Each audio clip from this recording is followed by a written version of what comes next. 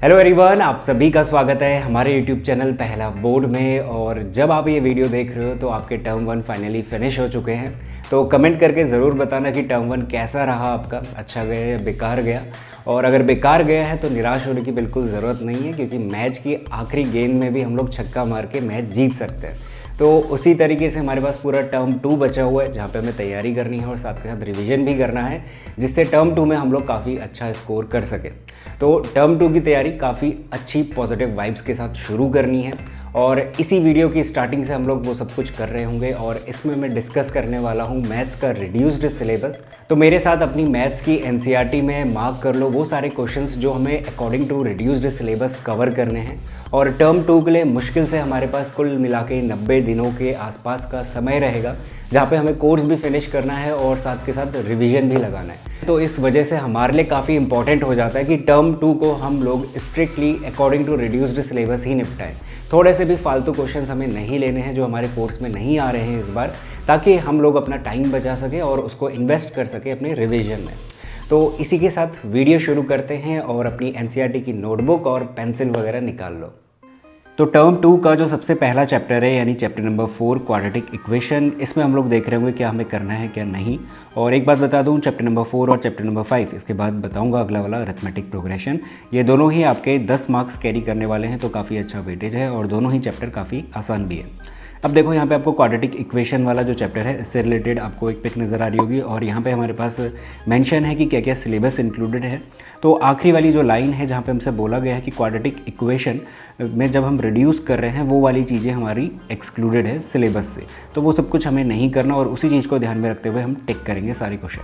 तो जो एग्जाम्पल 1 है, इसके दोनों पार्ट हम लोग कर रहे होंगे। अब इसके बाद जो एक्सरसाइज शुरू होती है उससे पहले एग्जाम्पल 2 है, ये भी आएगा। एक्सरसाइज 4.1 है, इसके exam question number 1, question number 2, ये सारे ही हमें कंप्लीट करने हैं, सेकंड पार्ट और थर्ड पार्ट भी। अभी जो फोर्थ पार्ट है ये आप लोग छोड़ सकते हो, जो कि बेसिक वाले हैं वो छोड़ सकते हैं completely. But as a teacher मैं एडवाइस करूँगा कि जो भी हमारे पास स्टैंडर्ड वाले हैं वो इस क्वेश्चन को ज़रूर कर लेना। ये एक्सक्लूडेड है, बट इस वजह से कर लेना क्योंकि स्पीड, टाइम और डिस्टेंस से रिलेटेड ये क्वेश्चन है, और इसके थोड़ा सा कॉन्सेप्चुअल क्लैरिटी आपको हो जाएगी। तो इससे रिलेटेड कोई सिंपल सा क्वेश्चन पूछ लिया जाए तो वो आप लोग कर पाओगे। तो जो फोर्थ पार्ट है इस पर आपके लिए चॉइस है, बट मैं इसको क्रॉस मार रहा हूँ, आप लोग कर भी सकते हो और नहीं भी, अदरवाइज क्रॉस मार लो। अगला जो है वो है topic solution of a quadratic equation by factorization. इसमें जितने भी एग्जांपल हैं ये सब कुछ हमें पूछे जाएंगे, और साथ के साथ जो एक्सरसाइज है 4.2 ये भी कंप्लीट हमसे पूछी जाएगी, तो इसमें कुछ भी नहीं छोड़ना। अगली जो एक्सरसाइज है वो है कंप्लीटिंग द स्क्वायर मेथड पे बेस्ड। ये कम्प्लीटली आप लोगों को हटाना है ये टॉपिक।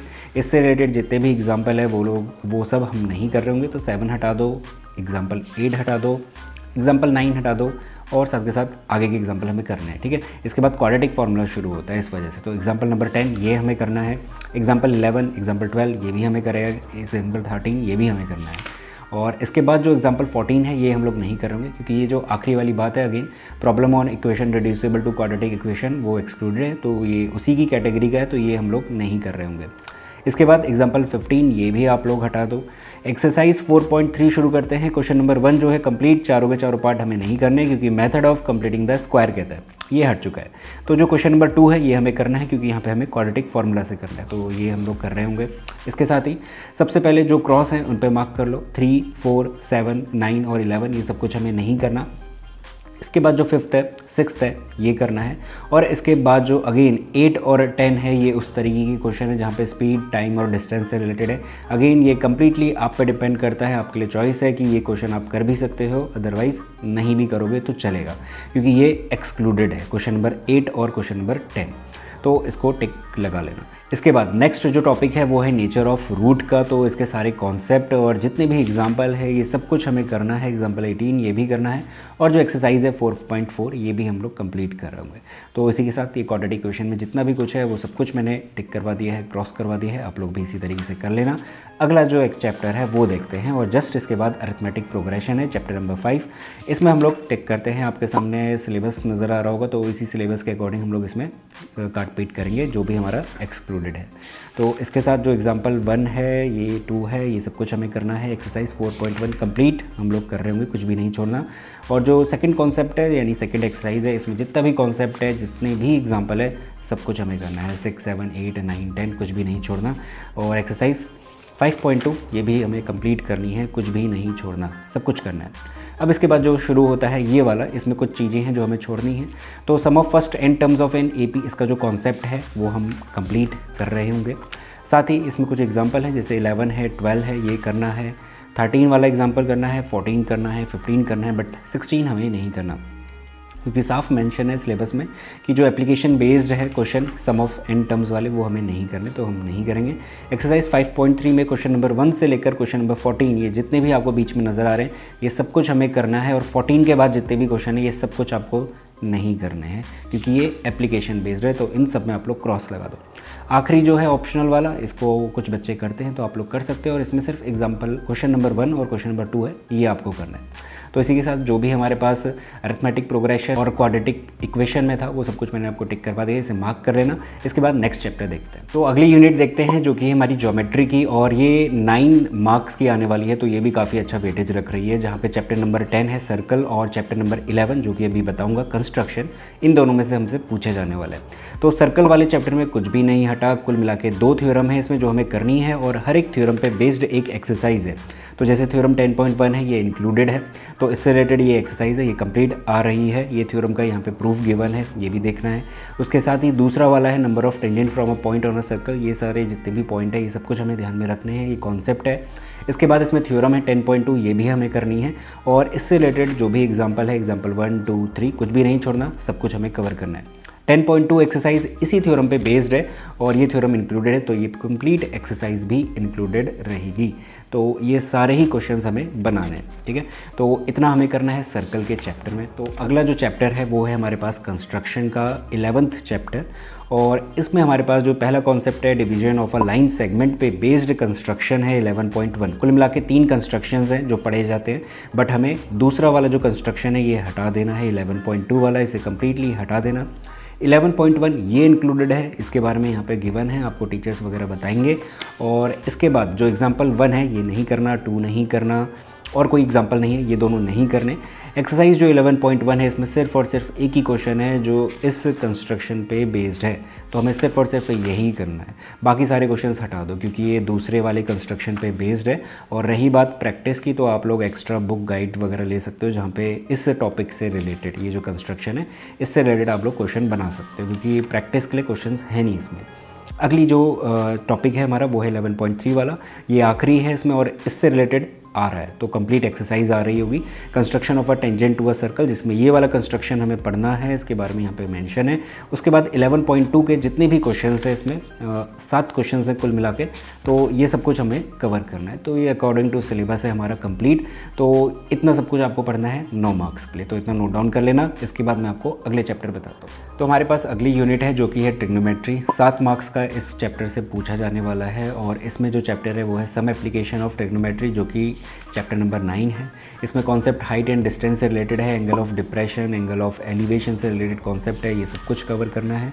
और इनफैक्ट जितने भी एग्जाम्पल हैं और जितने भी क्वेश्चंस हैं एक्सरसाइज 9.1 में, एक ही एक्सरसाइज है, 16 क्वेश्चंस है, ये सारे के सारे हमें करने हैं, क्योंकि कुछ भी नहीं छोड़ना। और जो छोड़ना है उस तरीके के क्वेश्चन एनसीईआरटी में नहीं है, इसमें हमें छोड़ना ये है कि वो क्वेश्चन नहीं करने जिनमें 2 से ज़्यादा राइट ट्रायंगल नज़र आ रहे हो। तो जैसे ये वाला फिगर है तो इसमें 2 ही राइट ट्रायंगल है, तो इस तरीके के क्वेश्चन हमें करने हैं, और पूरी बुक में यानी कि एक्सरसाइज में हमें इसी तरीके के क्वेश्चन मिलने वाले हैं। तो ये रही यूनिट 7 जो कि आपको 7 मार्क्स दिलाएगी, तो काफ़ी अच्छे से हमें कवर करना है।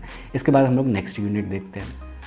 तो नेक्स्ट जो यूनिट है वो है मेंसुरेशन की, और ये हमें 6 मार्क्स दिलाने वाली है। इसमें एक ही चैप्टर है जो है chapter number 13 surface area and volume. तो इसमें क्या क्या इंक्लूड है, तो 2 डिवीजन कर रखे हैं। पहले डिवीजन जितने भी सॉलिड हमें आते हैं, क्यूब है, क्यूबॉइड है, sphere, hemisphere, right circular cylinder या फिर कोन, तो सभी से रिलेटेड हमें क्वेश्चंस करने हैं, तो इसमें कुछ भी नहीं छोड़ना हमें इस एक्सरसाइज में। तो एग्जाम्पल 1 है, एग्जाम्पल 2 है, एग्जाम्पल 3 और भी एग्जाम्पल है इसमें, एग्जाम्पल 4। और इसके बाद एक्सरसाइज जो शुरू होती है इंपॉर्टेंट है काफ़ी ज़्यादा, तो हर एक क्वेश्चन हमें कवर करना है, कुछ भी नहीं छोड़ना है। इनफैक्ट जो दूसरा वाला है वो भी अगेन हमारे पास वॉल्यूम वगैरह से रिलेटेड है, तो क्लियरली मेंशन है surface area and volume of combination of any 2 of the following, यानी कि क्यूब, क्यूबॉइड। तो वॉल्यूम भी हमसे पूछा जाने वाला है, तो एग्जाम्पल नंबर जो 5 है ये भी करोगे, एग्जाम्पल 6 करोगे, एग्जाम्पल 7 करोगे, और 13.2 में कुछ भी हमें नहीं छोड़ना, तो सारे ही क्वेश्चन हमें इंक्लूडेड है। तो जो एक्सक्लूडेड है वो मैं पर्टिकुलर बताऊँगा, बट ये सारे आप लोग टिक मारिए। इसके बाद जो सेकंड पार्ट है उसमें हमें प्रॉब्लम इन्वॉल्विंग कहता है converting one type of metallic solid. तो इसमें वन शेप से अनदर वाली बातें होती हैं, कॉन्सेप्ट बताया जाएगा आपको टीचर द्वारा। तो ये सब कुछ हमें इंक्लूड करना है। एग्जाम्पल 8 इंक्लूड करना है, एग्जाम्पल 9 करना है, एग्जाम्पल 10, एग्जाम्पल 11। तो ये सब कुछ हमें करना है। 13.3 में जितने भी क्वेश्चंस हैं सभी हमें करना है। और इसमें जो एक्सक्लूड करना था वो उस टाइप के क्वेश्चन है जो इस एनसीईआरटी में बिल्कुल भी नहीं है। तो फ्रस्टम ऑफ अ कोन है, ये हमें नहीं करना है, इसे आप लोग कम्प्लीटली हटा सकते हो। इसके बाद इसमें जो 13.4 है ये भी कम्प्लीट हटा दो, इसे कुछ भी नहीं करना। तो 6 मार्क्स के लिए हमें ये चैप्टर कंप्लीट करना है। और इसके बाद अब हम नेक्स्ट यूनिट देखते हैं। अगली जो यूनिट है वो है static and probability. Probability already कर चुके हैं, अब बचता है स्टैटिक, और ये 8 मार्क्स का आने वाला है। तो ये इसका भी वेटेज काफ़ी अच्छा है। तो इसमें मीन हो गया, मीडियन होगा या फिर मोड हो गया, ग्रुप्ड डेटा का वो कंप्लीट हमें करना है। तो जो पहला टॉपिक है mean of a grouped data, इस पे बेस्ड ये एक्सरसाइज है, ये कंप्लीट हमें करनी है। एग्जाम्पल 1 हमें करना है, एग्जाम्पल 2 हमें करना है। बट एक बात बता दूँ, जब मीन हम लोग निकाल रहे होते हैं तो हमारे पास 3 मेथड होते हैं, ये बताया जाएगा टीचर के द्वारा, हम भी इस चैनल में डिस्कस करेंगे। तो एक होता है डायरेक्ट मेथड, एक होता है एज्यूम्ड मीन मेथड, इनसे हम लोग मीन फाइंड आउट कर रहे होते हैं। एक होता है स्टेप डेविएशन मेथड। तो इन 3 में से ये जो आखिरी वाला है स्टेप डेविएशन, ये हमें बिल्कुल नहीं पढ़ना। इसके अलावा जो एज्यूम्ड मीन मेथड बताया और दूसरा वाला हमने करा हुआ था, दूसरा वाला डायरेक्ट मेथड, ये हमें करना है। तो इन दोनों को आप लोग कर रहे हो और इसी पे बेस्ड जो भी क्वेश्चंस है, चाहे एग्जाम्पल के हैं या फिर एनसीईआरटी में है, वो सब कुछ हमें करना है। तो एग्जाम्पल 1, एग्जाम्पल 2 ये भी हमारे पास है। ये हमारे पास स्टेप डेविएशन से मेथड से भी है और साथ के साथ एज्यूम्ड मीन मेथड से भी है। तो स्टेप डेविएशन मेथड वाला पार्ट नहीं कर रहे होंगे, बाकी हम लोग प्रैक्टिस के लिए ज़रूर करेंगे। इसी के साथ जो एक्सरसाइज 14.1 है, इसमें सारे ही क्वेश्चंस हमें करने हैं। अब हमारे पास चॉइस रहती है मीन निकालने के लिए 3 में से कि कौन सा करें, स्टेप डेविएशन करें, एज्यूम्ड करें या फिर डायरेक्ट करें। तो डायरेक्ट और एज्यूम्ड में से हम लोग कर रहे होंगे। तो 8 और 9 ये भी हमें करना है, ठीक है। उसके बाद शुरू होता है mode of a group data, ये कंप्लीट है, सिलेबस में मैंशनड है। तो एग्जाम्पल 4, एग्जाम्पल 5 ये कंप्लीट हमें करना है। एग्जाम्पल 6 कुछ भी नहीं छोड़ना, इनफैक्ट एक्सरसाइज 4.2 कंप्लीट हमें करनी, कुछ भी छोड़ने लायक नहीं है। Median of a group data ये भी हमें करना है। इसमें सारे जितने भी एग्जाम्पल हैं हमारे पास वो सब कुछ हमें करना है। एग्जाम्पल अभी शुरू नहीं है, यहाँ पे हमारे पास अभी तक का कॉन्सेप्ट है। इसके बाद एग्जाम्पल 7 शुरू है, ये हमें कंप्लीट करना है। एग्जाम्पल 8 है, ये भी करना है। और आखिरी में एक्सरसाइज है 14.3 इसमें जितने भी क्वेश्चंस हैं ये सब कुछ हमें करना है, कुछ भी नहीं छोड़ना। सब में मीडियन वगैरह फाइंड आउट करने, जो कि सिंपल है, ईजी है, एक बार अगर कॉन्सेप्ट पता चल जाए तो। इसके बाद जो होता है क्यूमुलेटिव फ्रीक्वेंसी डिस्ट्रीब्यूशन ग्राफ वगैरह, ये सारी चीज़ें हमें नहीं करनी, कुछ भी नहीं करना, कॉन्सेप्ट नहीं पढ़ना, एक्सरसाइज नहीं करनी। तो बस इतना ही है हमारे पास स्टैटिक वाले पोर्शन में, और ये आपको पूरे 8 मार्क्स दिलाने वाला है। तो चैप्टर आसान है बट हमें थोड़ा ध्यान देना होता है कैलकुलेशंस वगैरह में। तो इस चैप्टर को भी हम लोग कवर कर रहे होंगे इस चैनल पे। तो चैनल को ज़रूर सब्सक्राइब कर देना, और वीडियो अगर हेल्पफुल है तो इसे लाइक ज़रूर करना और चैनल को शेयर भी कर देना। Thank you so much for watching this video, और अगर वीडियो हेल्पफुल है तो इसे शेयर ज़रूर करना, चैनल को सब्सक्राइब कर देना और वीडियो को लाइक ज़रूर कर देना। इसके बाद हम लोग अगली वीडियो में मिलेंगे जहाँ पे हम लोग अकॉर्डिंग टू रिड्यूस्ड सिलेबस अपना कोर्स कवर कर रहे होंगे। तो चैनल को ज़रूर सब्सक्राइब कर लेना, काफ़ी अच्छी वीडियोस आपको मिलने वाली है। Thank you so much once again.